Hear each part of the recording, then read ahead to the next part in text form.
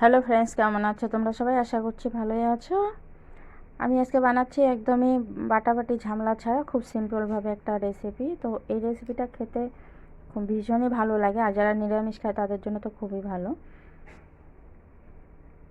তো আমি এখানে লাউয়ের ডগা পাতা দিয়ে আমি এই রেসিপিটা বানাচ্ছি, তার সাথে আছে আলু আর বেগুন।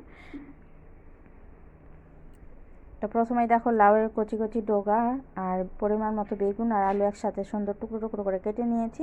আর এখানে আমি দেখো কড়াই গরম করতে বসিয়ে দিয়েছিলাম। এখন এর মধ্যে দিয়ে দিচ্ছি পরিমাণ মতো সর্ষের তেল। এই রান্নাটা সর্ষের তেলে ভীষণ ভালো লাগে। আর দিয়ে দিলাম অল্প পরিমাণে কালো জিরে আর রাঁধুনি। তো অনেকেই রাঁধুনি খায় না, তারা রাঁধুনিটা বাদ দিতে পারো।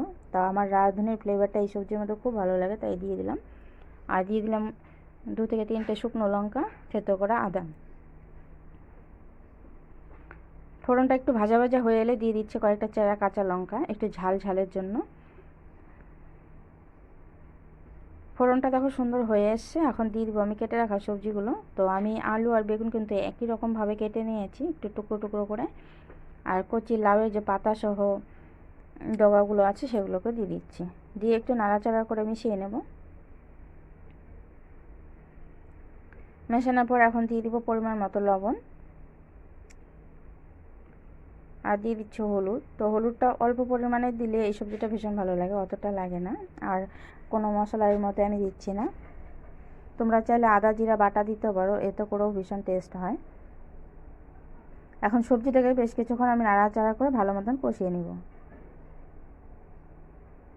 সবজিটা অনেকটা টাইম ধরে আমি কষিয়ে নিয়েছি। কষানোর পরে দেখো কত অল্প হয়ে গেছে। এখন এর মধ্যে দিয়ে দিব অল্প পরিমাণে জল।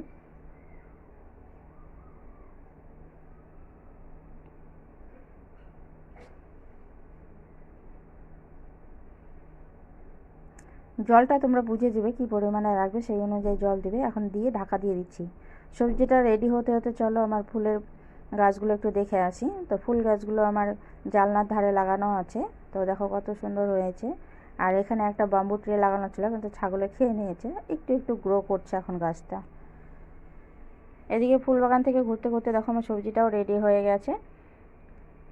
খুন্তির সাহায্যে একটু আলুগুলোকে ভেঙে ভেঙে দিচ্ছি, এতে করে গ্রেভি টাইপের হবে আর খেতে ভীষণ ভালো লাগবে।